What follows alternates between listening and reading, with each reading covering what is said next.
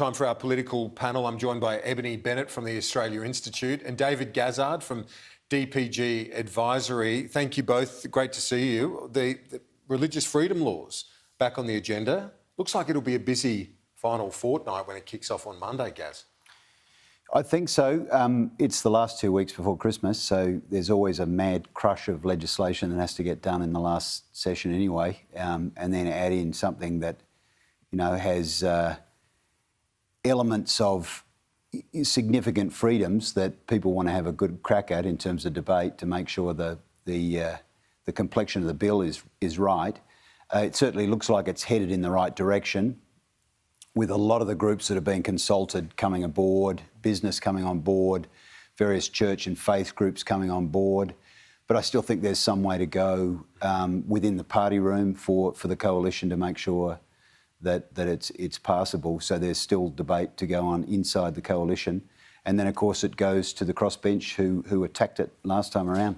Yeah, indeed. And not just differences of opinion within the coalition, but within the other parties as well, Ebony. And Michelle Rowland, I had on the program earlier, member for Greenway in Western Sydney, saying very strongly that those of religious faith need to have their views and positions protected as well. And we saw that from Chris Bowen after the last election, saying that maybe Labor had dropped the ball a bit in communicating to people of faith. Yeah, and I don't think anyone wants to see religious discrimination anywhere, but I do think there are significant improvements in this bill compared to the last one, which really was a right to be a bigot legislation.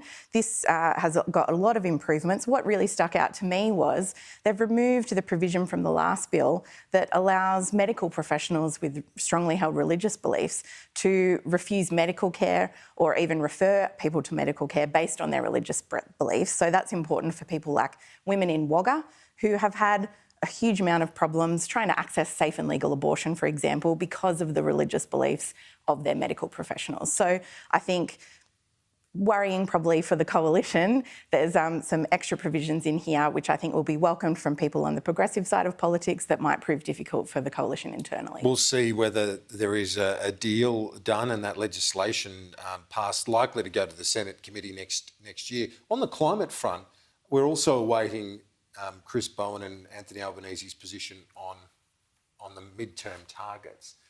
I wouldn't be surprised, and my colleague Andrew Clennell saying as well, he's hearing that likely to not be over 40% in terms of reduction targets by 2030. That would reduce the coalition's capacity to run a scare campaign on their climate response, surely.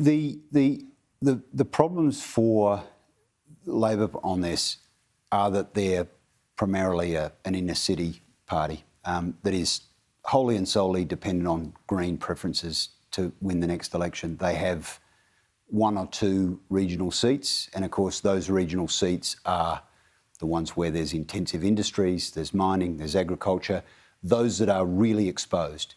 So here's the trap for Anthony Albanese as he forges this path. He's got to be mindful of the Greens eating his lunch in the inner city areas and putting the demands on some of the left-wing members of the Labor Party that hold those inner Sydney, inner Melbourne seats, while getting the balance right to make sure that the country doesn't go into economic winter to try to solve global warming.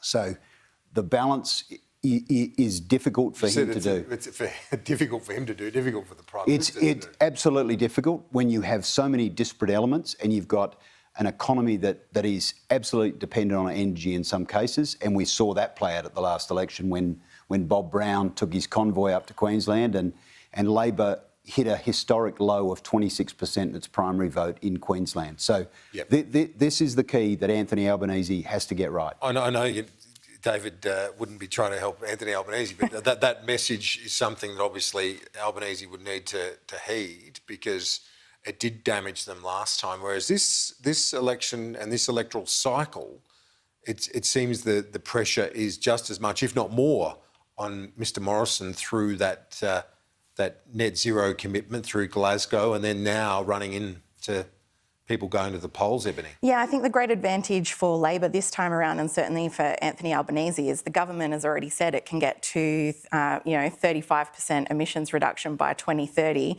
with virtually no new policies. So Labor can easily go a bit more ambitious than that and beat the coalition on those grounds. But as you said, this is very difficult for the coalition as well. Equally as the Labor Party has issues in Queensland, the coalition has to be satisfying Nationals voters in Queensland while not putting off voters in the inner city electorates like Dave Sharma in Wentworth. But we've seen certainly huge pressure on the Morrison government internationally after Glasgow, huge disappointment there. And that pressure is not going to let up, even though they've ruled out a new 2030 target going back to Egypt next year at the UN summit. That pressure is not going to let up. And certainly the public really backs strong climate action. Now, let's look at the broader political equation at the moment. Obviously, the government's still behind in the polls. The Prime Minister is saying, yep, he's the underdog. He likes to be the underdog in terms of his own performance. But one of the things that we noticed with the news poll this week that I noticed was the comparison on the trustworthy rating to, say, Julia Gillard during the carbon tax. The Prime Minister's below what Julia Gillard was back in 2012. Is that a worry for you and for Liberal supporters? Look, the one thing that Scott Morrison has had excessive leads on are in attributes around his leadership and his personality. He still leads by a wide margin. What we've seen really over the course of the last 6 months has been an unprecedented level of attacks and assaults on his personality. You could say character assassination. I think Labor have realised that it is going to be a head-to-head contest with Scott Morrison and Anthony Albanese, and they have done their level best to drag him back. The problem for that is that Australians don't really like that kind of negative campaigning, nor do they really want it or need it coming out of the back of COVID. I would say when people are trying to get this together and you're just seeing just nasty attacks, it's all through social media. It's led by parliamentarians, and then it moves out into those really unpleasant places. So, You've seen governments come back, though, from deficits like this. It is normal for the government to be trailing going into an election. In fact, I've worked in every campaign since 1998, and this is pretty much standard position. When you talk about, when David refers to various things to target the Prime Minister, I mean, liar from the Shire, as Labor's been trotting out that line. Not so much Anthony Albanese, he's not going there, but the Shadow Treasurer and others. It's got a potency, but does it potentially backfire, as David said there, because people don't like that? Well, all good and effective scare campaigns, and we know that they do work, they have to work on an element of truth here, and that's the problem for the Prime Minister. There are huge numbers of questions. Just last week we saw him deny to journalists' faces that he had said stuff that he was on the record saying about electric vehicles, and the public hasn't forgotten those kinds of things. On top of, the French president calling him a liar, unprecedented in politics to hear that kind of thing. So he's got a lot of lead in his saddlebags, I think, when it comes to that. People don't expect politicians necessarily to be honest, but the credibility really rests on his trustworthiness to deliver things. It's not that long since the Black Summer bushfires where he didn't hold a hose. The vaccine rollout wasn't a race until it was.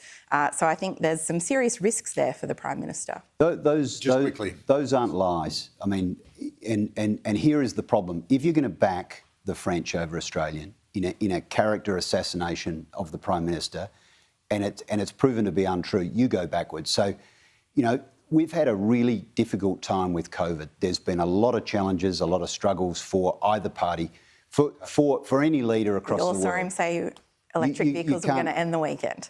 We have to wrap it up. I'm sorry. Ebony, David, great to see you both. The bottom 20% get nothing. They're really unfair tax cuts. People want to see much stronger action from the government when it comes to climate change. It's no coincidence that we have a wages crisis in Australia. Transitioning to net zero emissions, it doesn't seem like there's much room for gas.